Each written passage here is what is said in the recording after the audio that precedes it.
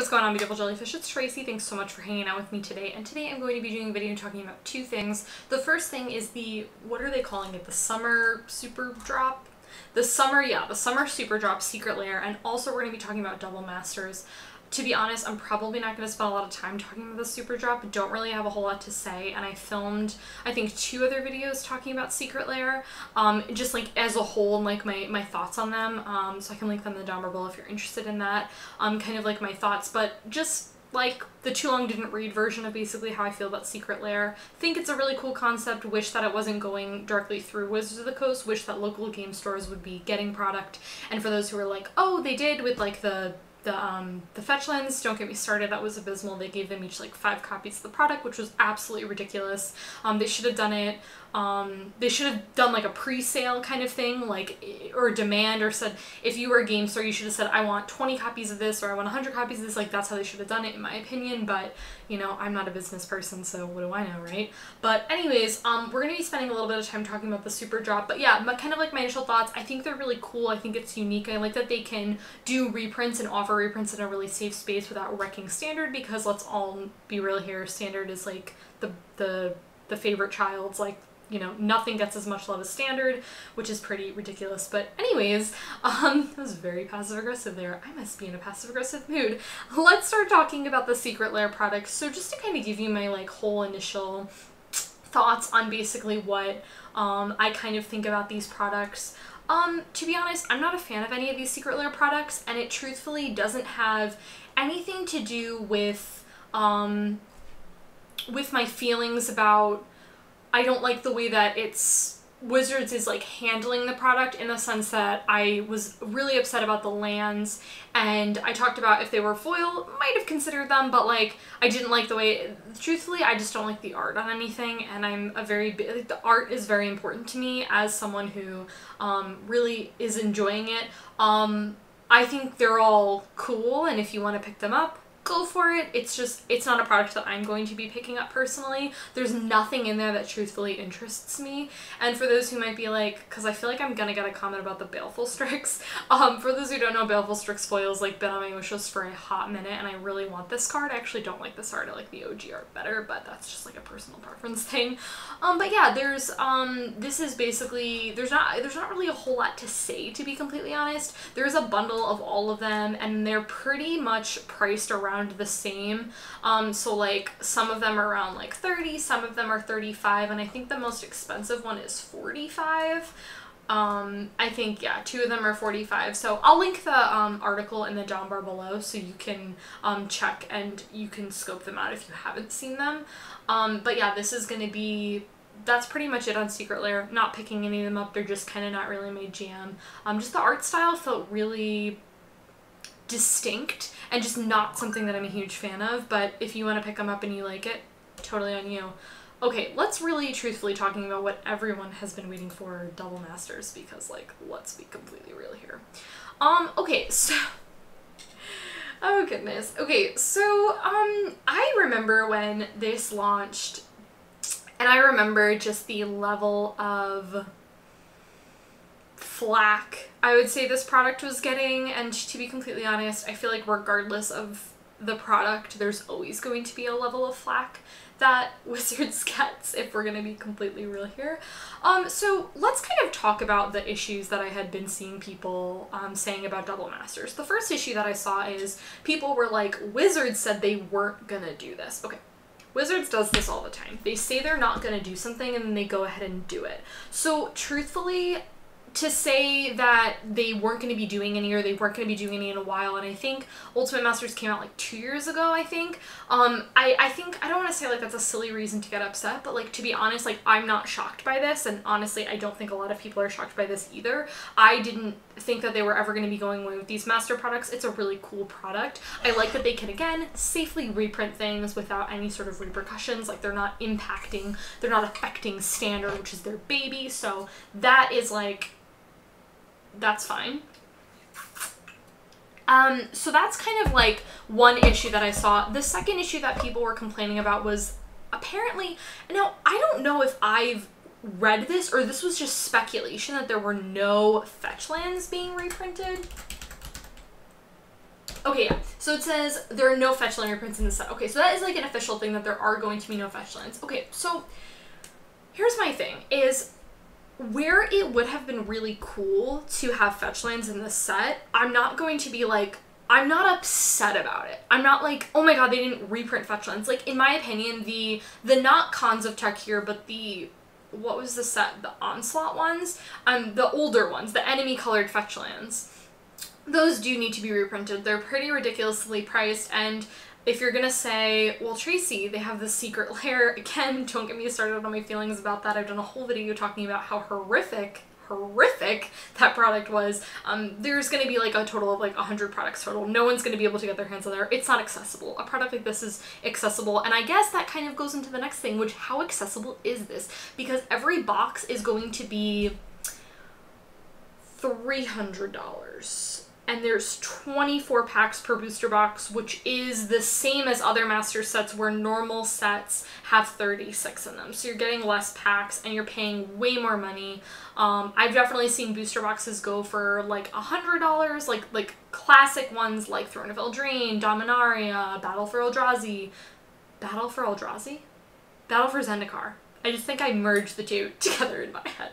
Anyways, Battle for Zendikar. So with those sorts of product, is those were about like, I've seen booster boxes get pretty low depending on the set. I've seen them some sell for after about like $90 for 36 packs. I've seen 100, 120 around there. So you're paying a significantly more amount of money for $300. And I know people are really upset about that price tag. And to be honest, you're allowed to be upset about the price tag. You're allowed to be upset truthfully about whatever you want. Again, people are going to find flaws in every sort of product regardless of how good the product is. So there's always going to be some sort of issues. Now, the Fetchland thing is understandably, I get why people are upset. I'm personally not upset by it. I do want Fetchlands to be reprinted, but I'm not going to be like, I'm not buying this product because there's no Fetchlands. Like, it doesn't, it's okay to me. I'm hoping that they will reprint Fetchlands shortly. I think that, to be honest, I think that if they really wanted to market this product, like, I guess my thoughts right now are like, if they really wanted to push this product and make this product really good, they have to have amazing stuff in this product for that sell point of $300, because honestly, correct me if I'm wrong, I think those other master sets were like $250, so like a $50 in price increase. And someone correct me if I'm wrong in the comments below, or verify that I'm correct, because I don't remember the price of those other products, but it's pretty ridiculous to have that sort of really big increase, I would say, in prices. And again, if you're not having Fetchlands, what's your big selling point for this set? I mean, let's be completely honest here, the doubling season is really rad. And this is the box topper too, which is really cool. And doubling season is a card I thought that needed a reprint for a really long time. It's pretty steady, the non-foil, at around $50 to $60. So having this as a reprint is a really cool idea. I do like that aspect a lot. And I guess we need to really talk about I would say one of the biggest things that I'm sure a lot of you know that I feel very strongly about this, and that there are going to be so it is called Double Masters, which, you know, is cute. So it says, in addition to double the rares and foils in every pack. So we're just gonna we're gonna stop right there for just a second and talk about how there are going to be double box toppers, double rares, and double foils. This is cool. This is unique. I like that this product is a little bit different than the other master sets. And honestly, one thing too that I will say before I forget is Ultimate Masters, in my opinion, was a great set. I think they did an excellent job with Ultimate Masters, and I don't know if I'm in the unpopular opinion of theirs. I've always just really enjoyed the Masters sets. Again, I know a lot of people give them flack, but honestly, I think they did a really great job in the box toppers in particular. I think they had around 40 box toppers, and almost all of them were more than like $2. There were like, I want to say there were like 3 cards, maybe 4 cards that were like $5 and cheaper, but most of those cards were phenomenal box toppers that they did a great job on, that were all really expensive and really stunning. I have some of the Ultimate Master box toppers. They're incredible. They did a great job with them. And so to me, they really need to step up this product. And if they're not going to have reprints, I'm sorry, if they're not going to have Fetchlands, I'm worried about what the selling point of this product is going to be. Because right now, starting with the box topper, things are looking pretty good. However, we need to make sure that the value is packed in this set, or what's going to happen with this product is that MSRP or whatever they're going to be selling for $300, that price is going to go down.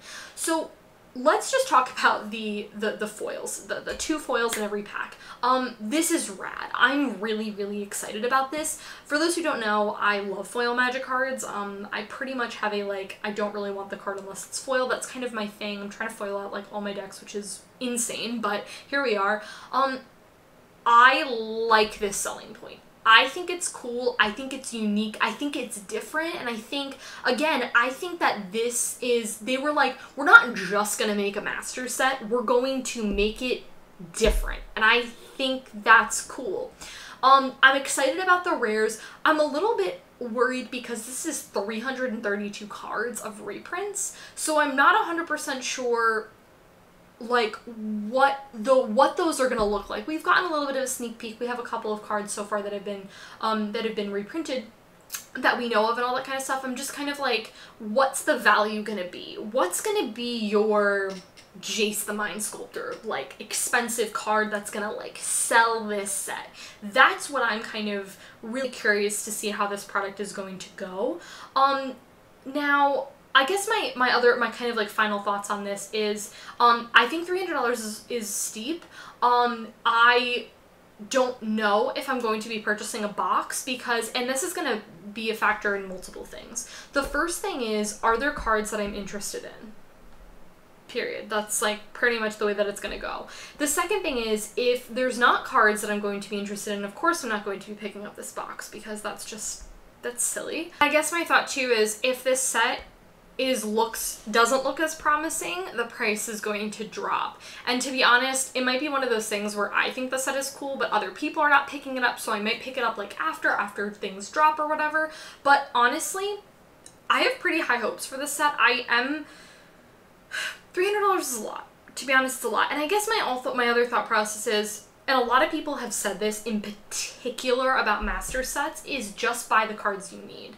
And to be honest, if there are a solid amount of cards that I want, and also too, I know I'm very big on foils, but honestly, a lot of times if I open these cards and they're not in foil, but they're still usable, I'll still use them. Like, if they're like Commander staples, even if they're not in foil, I'm still gonna use them if they're cards that I'm interested in and they're cards that I run and the cards that I play and things like that.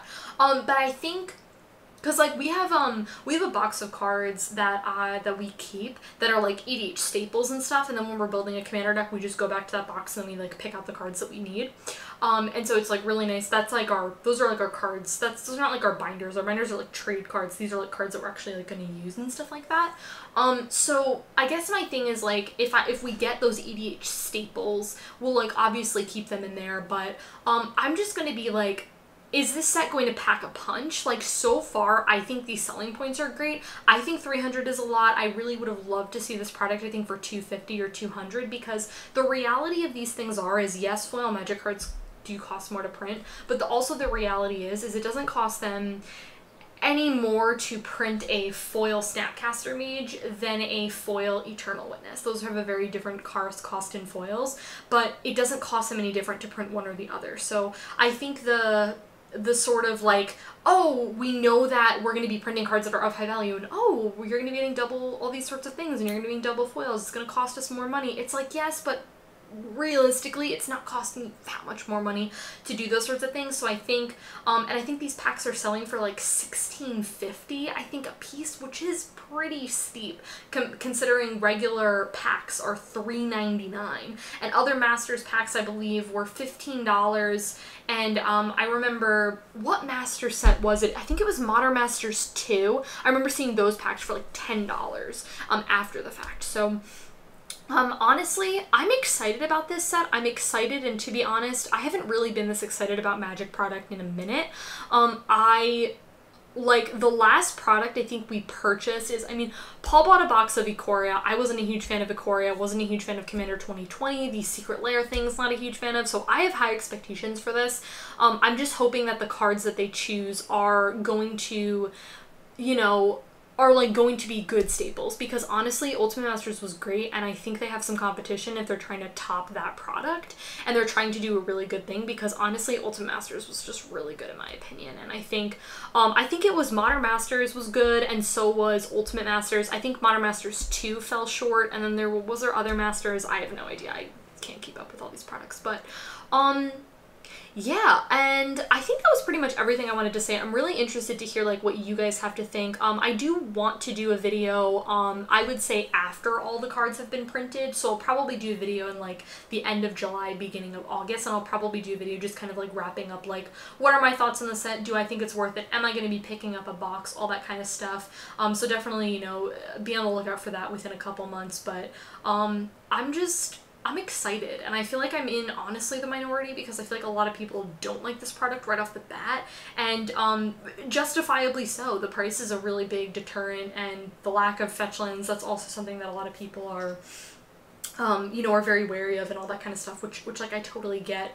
I think one of the things that I think I really enjoyed about Ultimate Masters was I feel like the card usability was great. Like if you look at those box toppers, it was just like, these cards, people use these cards. These are great cards that people run, that people are interested in, and that's what I think when you have, you know, your box topper as Doubling Season, which is a classic EDH staple card, and even if you get this card and you don't run it in your commander decks, people are gonna want this card, and it's an expensive card, so I think that's a good selling point. So we'll kind of just wait and see how things go with this product. I'm very interested to see, and you know, I just think it's a sort of fun thing that I'm excited to see what they kind of do with it. Let me know what you guys are thinking, and you know, I'll look forward to filming the video whenever things get closer, when things get printed, so that we can like check in and see how this video, like my initial thoughts are going to you know, I would say like match up to the set whenever it comes out at the beginning of August. So guys, that was everything for this video. I hope you guys enjoyed it. Like it if you did, subscribe to my channel if you're not already, and I'll catch you guys in my next one. Bye.